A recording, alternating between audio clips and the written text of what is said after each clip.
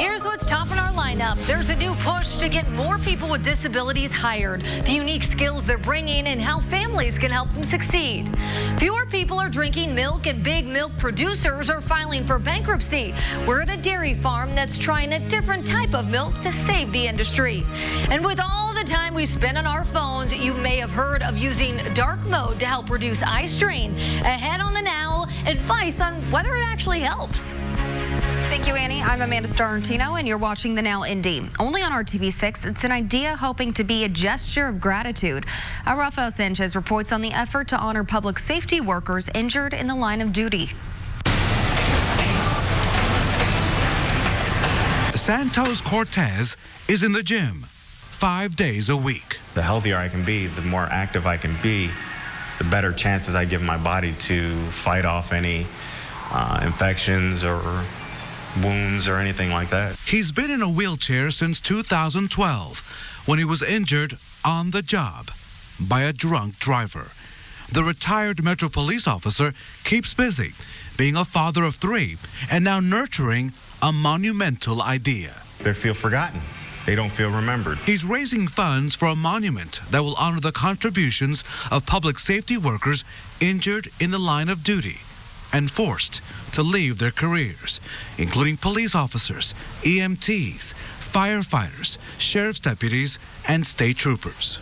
Let's give them a little recognition. Let's say thank you for the sacrifices you and your family have had now with your injuries that you live with on a daily basis. This is the site where Santos would like to see his dream rise, on the west side of the Capitol, next to the memorial honoring fallen police and firefighters.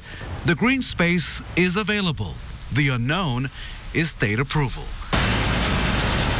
So Santos is staying the course, focused on the monument and his exercise machines. I was put on this earth to move forward and better other people's lives. And Santos is getting help from State Representative Mike Speedy of Indianapolis. He's supporting the measure in the State House. Speedy tells us the project will need at least $350,000. To support the proposed monument, you can send contributions to the Indiana State Fraternal Order of Police. The address is 1427 East Washington Street, Indianapolis, 46201. In your check memo line, please write Injured Public Safety Monument. Okay. As we check out the view across Indianapolis, seeing some sunshine. That is certainly a nice change of pace here, as we've had the cloudy skies the last couple of days, but it's not going to last long because the clouds are about to come right back in here. We've got a lot to talk about, including a winter weather advisory that goes into effect in about 24 hours. Along with that will be that wintry mix that moves in. Then on Saturday, it turns windy with temperatures falling. Here's a look at where that winter weather advisory is going to be in effect at 7 o'clock tomorrow evening. Does not include Indianapolis, but all areas to the north until 7 o'clock Saturday morning. Right now, all is nice and quiet on Storm Team 6 radar, and you can see that we've got those clear skies in place. Beautiful sunset with that temperature in the lower 30s in Indianapolis. A little bit colder for you in the 20s, Lafayette and Marion at 27 degrees, 35 in Bloomington. So as we go through the next few hours, mostly clear skies will gradually increase the clouds, but it is going to stay dry and cold with temperatures dropping back into the lower 20s, a little bit of a northwest breeze. And by tomorrow morning, we're starting off some locations in the teens here. Friday morning, Noblesville at 18, 20 in Greenwood. We'll take a closer look at when that wintry mess will move in a few minutes. Annie. Another Major League Baseball manager is out of a job related to the Houston Astros sign-stealing scandal.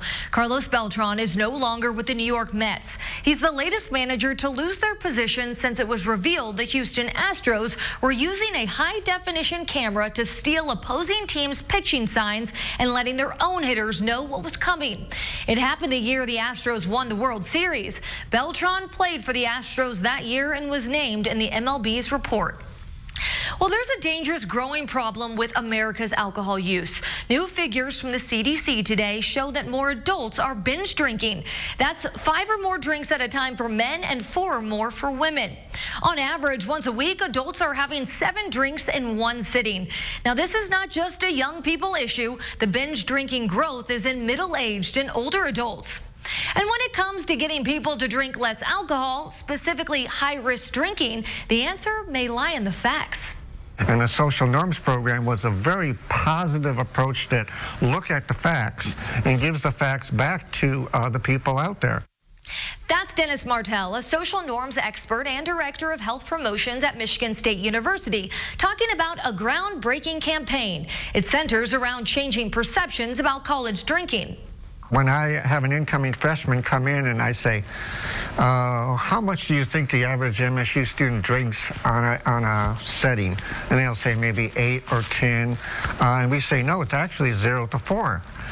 Martell helped develop the campaign nearly 2 decades ago. It presents the facts about high-risk drinking in a positive way through posters, T-shirts, bathroom stalls, social media, and in classrooms.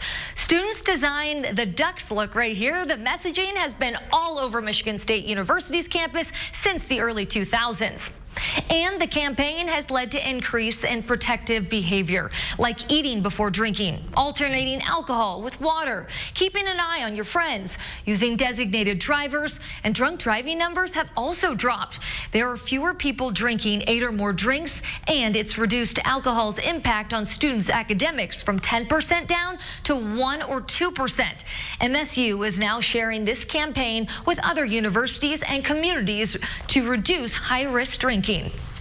Well, ahead in our lineup, there's a new push to get more people with disabilities hired, the unique skills they're bringing, and how families can give them a better path to succeed. And Keller, right now.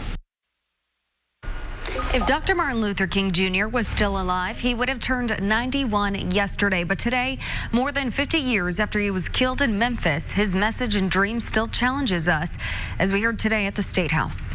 We owe it to Dr. Martin Luther King Jr. and others like-minded as he to continue to do the work. Indianapolis native, teacher, and entertainer Tony Sticks was the keynote speaker today at the state of Indiana's 29th annual Dr. Martin Luther King Jr. Indiana Holiday Celebration. The State House event drew people of all ages, including school children, who sang and shared Dr. King's famous I Have a Dream speech. Sticks challenged the crowd to be people of action as he recounted Dr. King's life. He studied, he planned, he spoke, he organized, and he marched all of us to that garden. That garden happens to be America. And the flowers in that garden are the culture that we have cultivated in this nation. What I ask to you now is that, can we be proud of the garden that we have built in the last 50 years since the master planter was taken from us? My answer truthfully is no. We cannot settle for what we have when we know by evidence of what this nation has been through that we can and should do more. Also today, special recognition was given to Hoosiers from around the state who make contributions to share the light and continue the legacy of realizing Dr. King's dream. Annie. There's a new incentive to help people with disabilities enter the workforce. The government is offering a $100,000 prize for businesses that can come up with new ideas to incorporate people with intellectual and developmental disabilities into talent recruitment. The government noted that companies that employ people with disabilities report higher revenues, bigger profit margins, better morale, and greater retention rates. A lot of people with autism also enjoy detailed work, so they really like to be strategic. They like to have things a certain way and have a certain schedule, so that some of the repetitive jobs that might be tiresome to other individuals would actually be more satisfying to young adults with autism. Nancy Cheek-Zamora with the University of Missouri has been doing in-depth research on how to promote independence for young people with autism. She's learned they want to be independent but don't always know how to get there. She says caregivers need to teach these skills as early as possible, starting with things like teaching them about their physical and mental health condition, also giving tasks like chores around the house. She says setting high expectations for people with developmental disabilities often leads to success. Really spending the time to help the young adult understand what their sort of gifts and talents are, and then being purposeful in how we can develop those so that they can get the most satisfaction out of life as well as be productive in the community.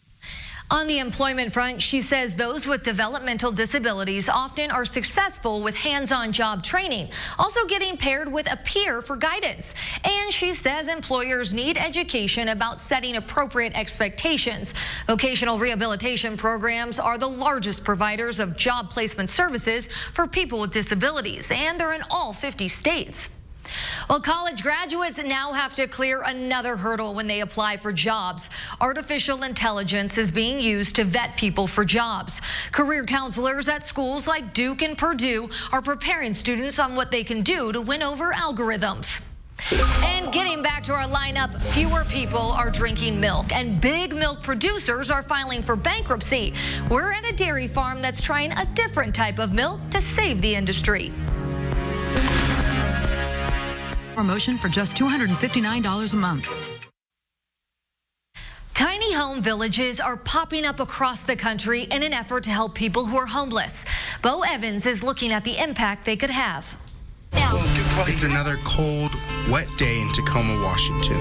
But you don't have to tell that to Kevin Larkins. Freezing. Oh my God, it's freezing out here. My hands are stiff now, you know. Kevin has been homeless and was living in this park since last May. Out here, it's terrible. I mean, we're building bonfires inside the tents. You know, got propane heaters everywhere.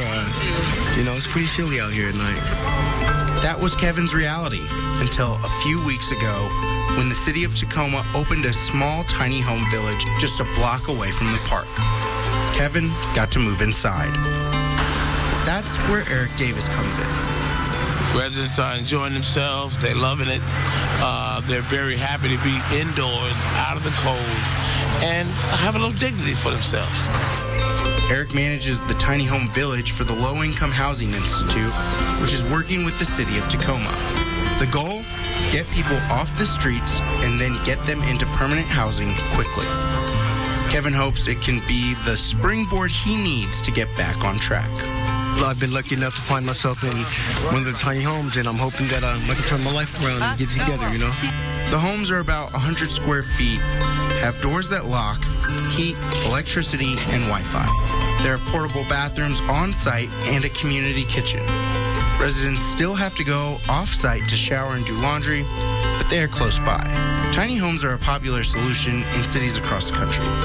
Over the last 5 years, cities in California, Oregon, Tennessee, Texas, Michigan, New York, and others have built tiny homes to help fight homelessness. It's something that I can't change. But I'll be at this door and any other door that's going to help the homeless get inside.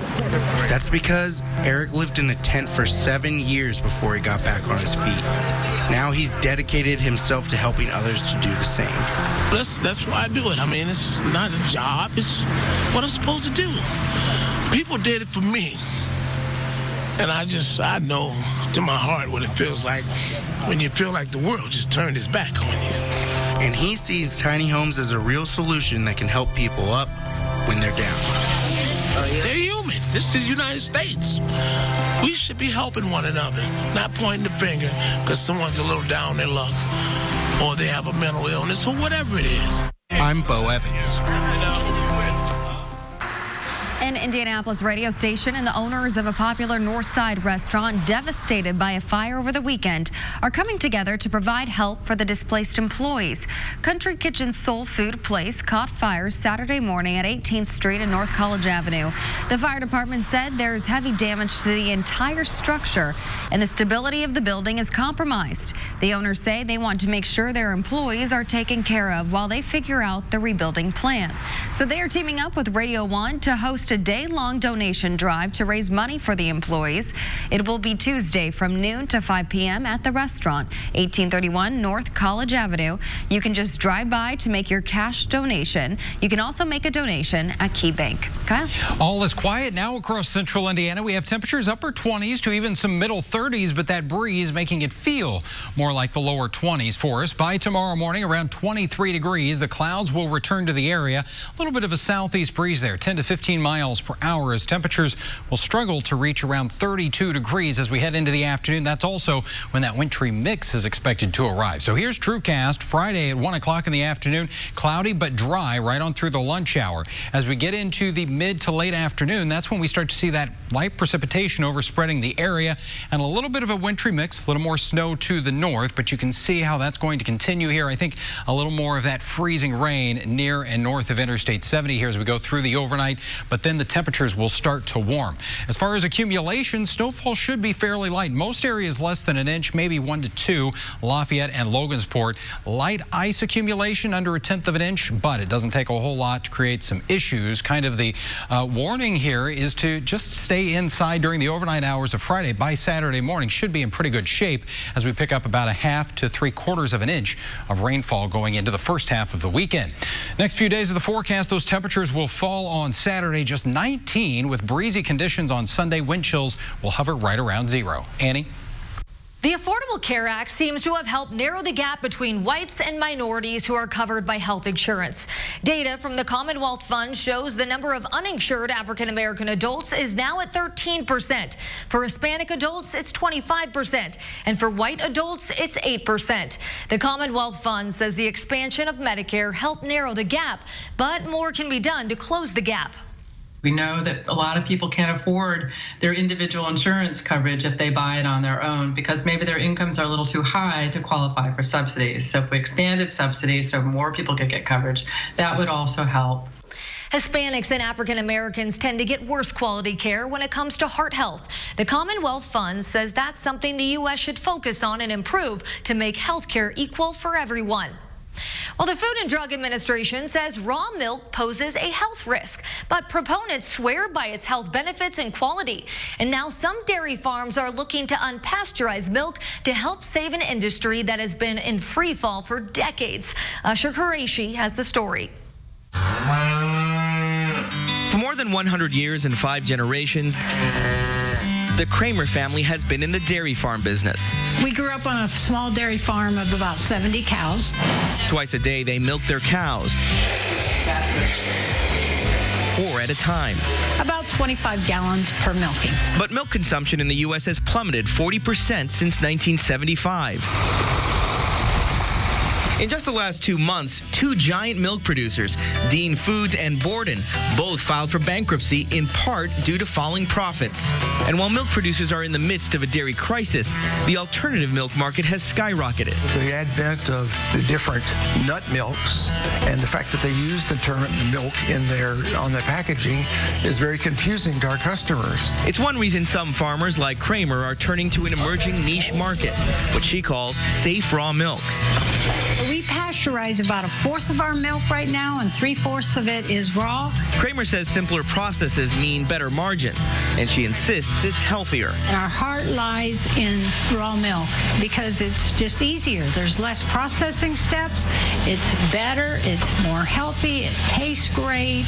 All those things. The FDA strongly disagrees, saying while raw milk puts all consumers at risk, the elderly, immune-compromised people, children, and pregnant women are especially vulnerable to the hazards of raw milk consumption. Kramer says pasteurizing milk gives consumers a false sense of security. Pasteurization is using heat to kill bacteria that's in the milk. So that is a good. But the bad thing about it is it kills all the good things that are in milk. In 1987, the FDA issued a regulation prohibiting the interstate sale of raw milk, though the agency says it's up to individual states to regulate. Currently, at least 39 states allow it, while only 1 has an outright ban. Still, Kramer says raw milk can garner 3 to 4 times the price of pasteurized milk. Her goal is to eventually sell only raw milk products. That is what keeps family farms afloat, or to make them viable. Reporting from Yorkshire, Ohio, I'm Usher Qureshi. Usher, thank you. Well, finally in our lineup, with all the time we spend on our phones, you may have heard of using dark mode to help reduce eye strain. Next on the Now, we're getting advice on whether changing the screen view is a good solution.